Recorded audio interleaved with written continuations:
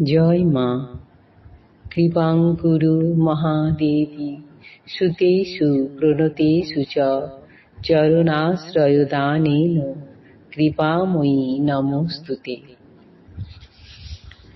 স্বামী পূর্ণাত্মানন্দ মহারাজের লেখা চিরন্তনী সারদা নামক পুস্তক থেকে আমাদের পাঠ চলছে। সংঘমাতা সংঘ নির্মাতা থেকে আজ ষষ্ঠ দিন পাঠ হচ্ছে। পৃষ্ঠা সংখ্যা 85। শ্রীরামকৃষ্ণের দেহাবসানের পর যখন তপস্যা, পরিক্রমা অথবা পাশ্চাত্যে প্রচারের জন্য মঠের বাইরে রয়েছেন সংঘ নেতা স্বামীজি, তখন শ্রী শ্রী মাই ছিলেন সংঘের নেপথ্য পরিচালিকা। পাশ্চাত্য থেকে প্রত্যাবর্তনের পর তাঁর দেহান্ত পর্যন্ত সংঘের নেতৃত্ব প্রত্যক্ষভাবে স্বামীজির উপর থাকলেও শ্রী শ্রী মা কিভাবে প্রয়োজনীয় নির্দেশ দিয়ে সংঘকে নিয়ন্ত্রণ করেছেন তার একটি দৃষ্টান্ত আগে উল্লেখ করা হয়েছে। পরবর্তীকালের আরেকটি ঘটনা এখানে উল্লেখ করা যেতে পারে। ঘটনাটি 1916-17 খ্রিস্টাব্দের। স্বামী ব্রহ্মানন্দ তখন রামকৃষ্ণ সংঘের অধ্যক্ষ এবং স্বামী শারদানন্দ সচিব। বাংলার তৎকালীন গভর্নর লর্ড কারমাইকেল 11 ডিসেম্বর 1916 তাঁর দরবার ভাষণে রামকৃষ্ণ মিশনের সঙ্গে স্বদেশী আন্দোলনের সক্রিয় সংযোগ আছে বলে সুস্পষ্ট মন্তব্য করেন। এতে রামকৃষ্ণ সংঘে অস্তিত্বের সংকট উপস্থিত হয়, কারণ তাতে ব্রিটিশের বিরুদ্ধে সন্ত্রাসবাদী সহযোগিতার অভিযোগে সংঘকে নিষিদ্ধ ঘোষণার ক্ষেত্র প্রস্তুত হয়েছিল। স্বামী ব্রহ্মানন্দ তখন দেশের দক্ষিণতম প্রান্তে কন্যাকুমারীতে। স্বামী শারদানন্দ এই সংকটে শ্রী শ্রী মায়ের উপদেশ প্রার্থনা করলেন। তিনি দৃঢ়তার সঙ্গে বললেন, গভর্নরের সঙ্গে যোগাযোগ করে তাঁর মন্তব্যের অসারতা প্রমাণ করে দিতে হবে। স্বামী শারদানন্দ সেই মতো গভর্নরকে সব জানালেন এবং ভারতে ব্রিটিশ শাসনের সমগ্র ইতিহাসে যা কখনো হয়নি তাই হল। 1917 খ্রিস্টাব্দের 26শে মার্চ স্বামী শারদানন্দকে চিঠি লিখে লর্ড কারমাইকেল তার পূর্বের মন্তব্যের জন্য শুধু দুঃখ প্রকাশই করলেন না, তার পূর্বের মন্তব্য প্রত্যাহারও করে নিলেন। শ্রী শ্রী মার সময়োচিত নির্দেশনায় রামকৃষ্ণ সংঘ অনিবার্য অস্তিত্বের সংকট থেকে রক্ষা পেল।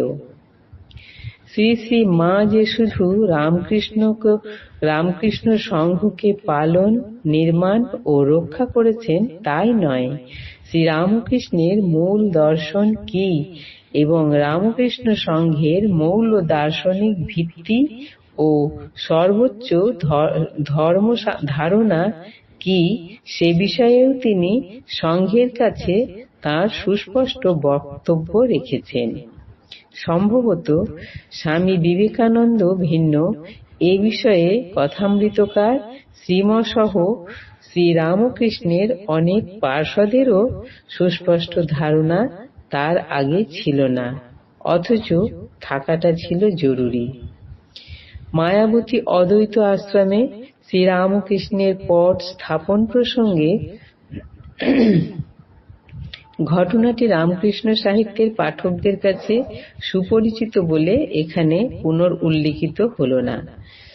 স্বামীজির দৃষ্টিভঙ্গিতে সন্দেহ প্রকাশ করে স্বামীজির শিষ্য স্বামী বিমলানন্দ শ্রী শ্রী মাকে যে চিঠি লিখেছিলেন তার উত্তরে শ্রী শ্রী মা লিখেছিলেন, আমাদের গুরু যিনি তিনি তো অদ্বৈত, তোমরা যখন সেই গুরুর শিষ্য, তখন তোমরাও অদ্বৈতবাদী।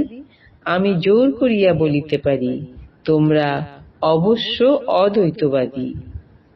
সমগ্র রামকৃষ্ণ সংঘ এবং রামকৃষ্ণ ভাবান্দোলনের ইতিহাসে এই চিঠিটির যে বিরাট গুরুত্ব রয়েছে তা বলার অপেক্ষা রাখে না।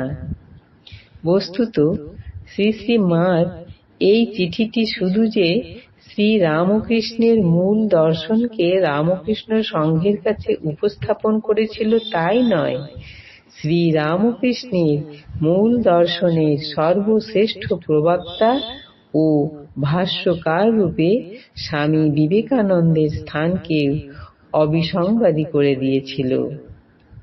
এই প্রসঙ্গে প্রখ্যাত বিবেকানন্দ গবেষক অধ্যাপক শঙ্করী প্রসাদ বসুর মন্তব্যটি যথার্থই স্মরণযোগ্য। শ্রীরামকৃষ্ণ বলেছেন, ব্রহ্ম যদি অগ্নি, শক্তি তার দাহিকা শক্তি, কিন্তু অগ্নিরই দাহিকা শক্তি, দাহিকা শক্তির অগ্নি নয়। শ্রীরামকৃষ্ণ ব্রহ্মের শক্তি সারদা, তাই তিনি সজোরে মূল সত্য রূপকে প্রকাশ করেছেন। আমাদের গুরু যিনি, তিনি তো অদ্বৈত। আজ এই পর্যন্তই। জননীং শারদাং দেবীং রামকৃষ্ণং জগদ্গুরুম পাদপদ্মে তয়ো স্থিত্বা প্রণমামি মুহুর্মুহুঃ। জয় মা।